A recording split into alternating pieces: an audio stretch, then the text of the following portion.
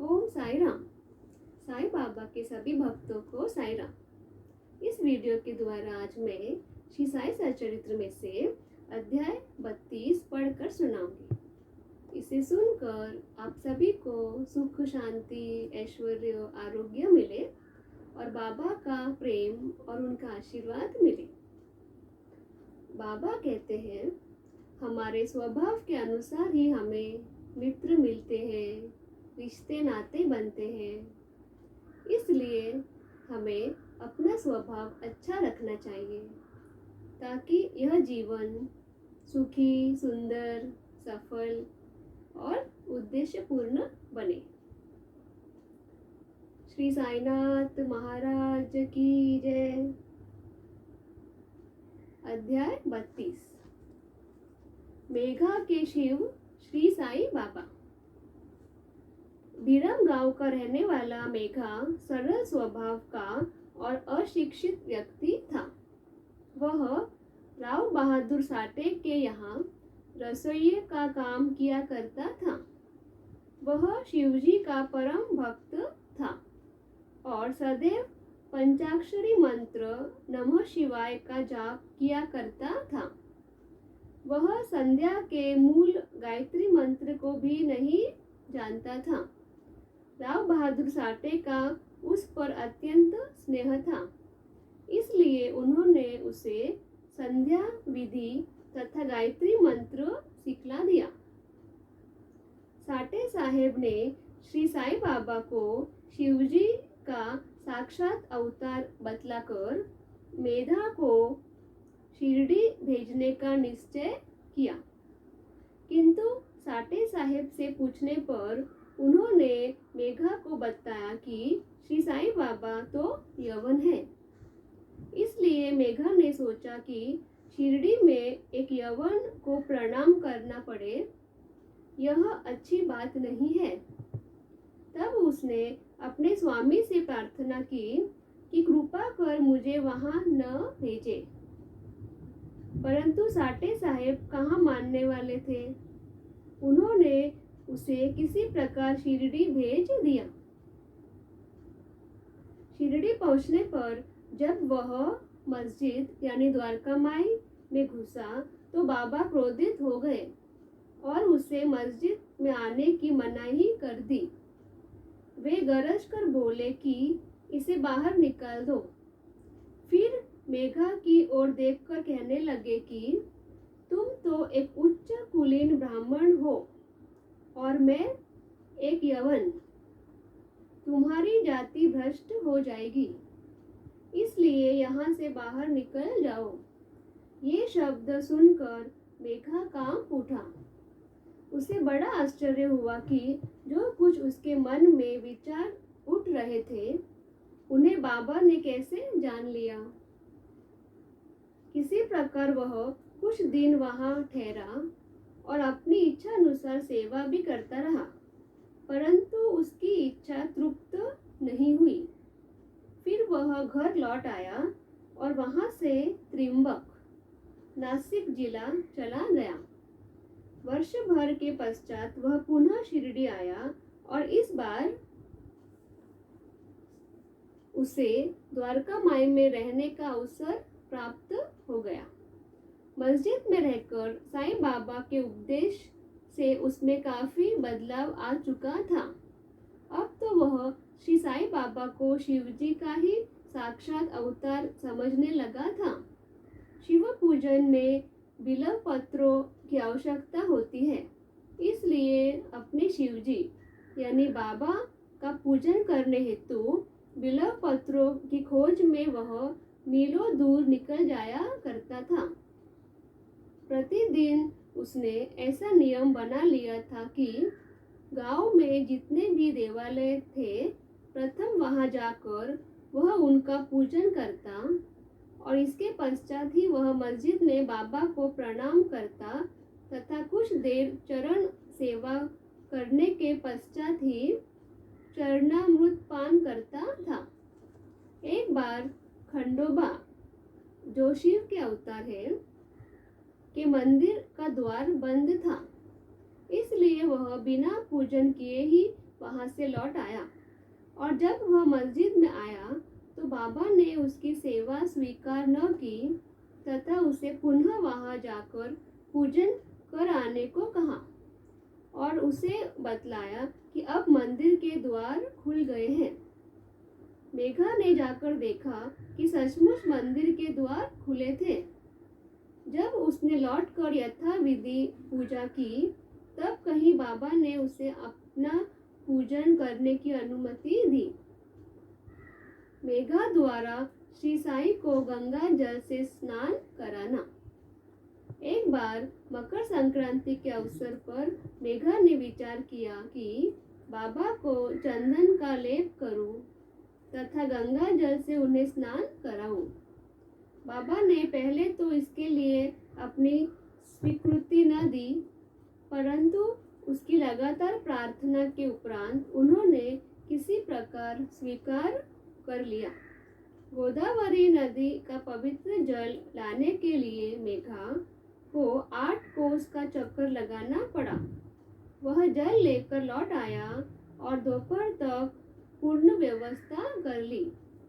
तब उसने बाबा को तैयार होने की सूचना दी। बाबा ने पुनः मेघा से अनुरोध किया कि मुझे इस झंझट से दूर ही रहने दो। मैं तो एक फकीर हूँ, मुझे गंगा जल से क्या प्रयोजन। परंतु मेघा कुछ सुनता ही न था। मेघा की तो यह दृढ़ धारणा थी कि शिवजी गंगा जल से अधिक प्रसन्न होते हैं, इसलिए ऐसे शुभ पर्व पर अपने शिवजी को स्नान कराना हमारा परम कर्तव्य है।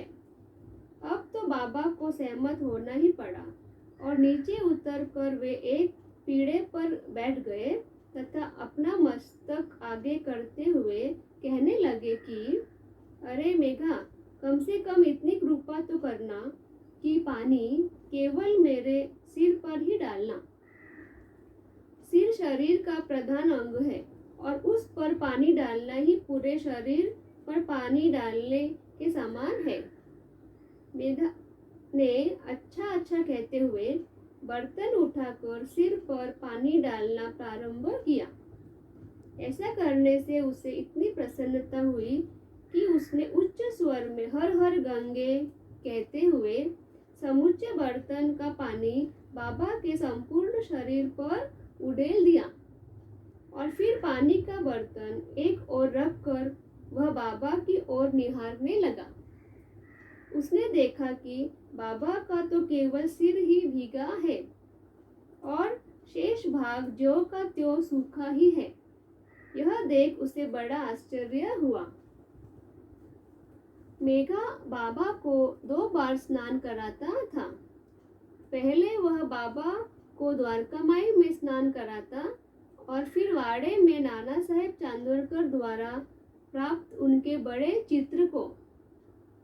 इस प्रकार यह क्रम 1 वर्ष तक चलता रहा। बाबा ने उसकी भक्ति तथा विश्वास दृढ़ करने के लिए उसे दर्शन दिए।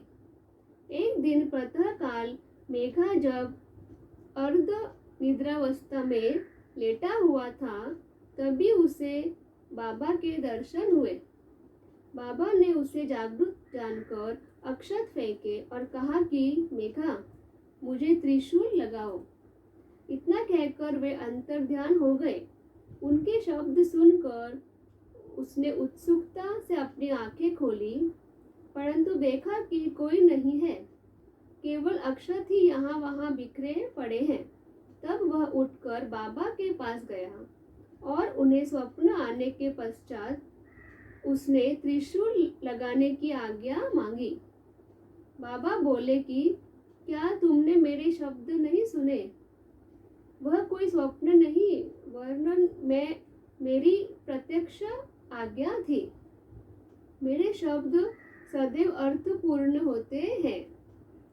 मेघा कहने लगा कि आपने दया कर मुझे निद्रा से तो जागृत कर दिया है, परंतु सभी द्वार पूर्ववत ही बंद देखकर मैं भ्रमित हो गया कि कहीं स्वप्न तो नहीं देख रहा था। बाबा ने आगे कहा कि मुझे प्रवेश करने के लिए किसी द्वार की आवश्यकता नहीं है। न मेरा कोई रूप ही है और न ही कोई अंत। मैं सदैव सर्वभूतों में व्याप्त हूँ।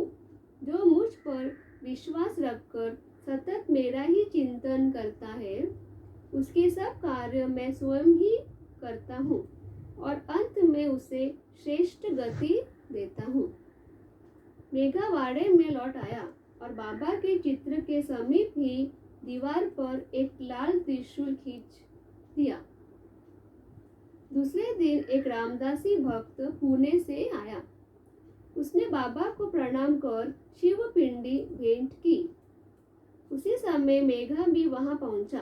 तब बाबा कहने लगे कि देखो, शंकर भोले आ गए हैं, अब उन्हें संभालो। मेघा ने पिंडी पर त्रिशूल लगा देखा तो उससे महान आश्चर्य हुआ। वह वाड़े में आया। इस समय काका साहेब दीक्षित स्नान के बाद साईं नाम का जाप कर रहे थे। तभी उन्होंने ध्यान में एक पिंडी देखी जिससे उन्हें कौतूहल सा हो गया था। उन्होंने सामने से मेघा को आते देखा। मेघा ने बाबा द्वारा प्रदत्त वह पिंडी काका साहेब दीक्षित को दिखाई। पिंडी ठीक वैसी ही थी जैसी कि उन्होंने कुछ घड़ी पूर्व ध्यान में देखी थी। मेघा की मोक्ष प्राप्ति। कुछ दिनों में जब त्रिशूल का खींचना पूर्ण हो गया तो बाबा ने बड़े चित्र के पास, जिसका मेघा नित्य पूजन करता था, उस पिंडी की स्थापना वही कर दी। मेघा को शिव पूजन से बड़ा प्रेम था। त्रिपुंड खींचने का अवसर देखकर तथा पिंडी की स्थापना कर बाबा ने उसका विश्वास दृढ़ कर दिया। इस प्रकार कई वर्षों तक लगातार दोपहर और संध्या को नियमित आरती तथा पूजा कर सन 1912 में मेघा परलोकवासी हो गया। बाबा ने उसके मृत शरीर पर अपना हाथ फेराते हुए कहा कि यह मेरा सच्चा भक्त था। फिर बाबा ने अपने ही खर्च से उसका मृत्यु भोज ब्राह्मणों को दिए जाने की आज्ञा दी, जिसका पालन काका साहेब दीक्षित ने किया। यहाँ पर अध्याय 32 समाप्त हुआ। बाबा अपने भक्तों से प्रेम करते हैं और उनका उद्धार करते हैं। Please like and subscribe to watch all my videos and to listen more on मेरे साईं बाबा। ओम साई राम।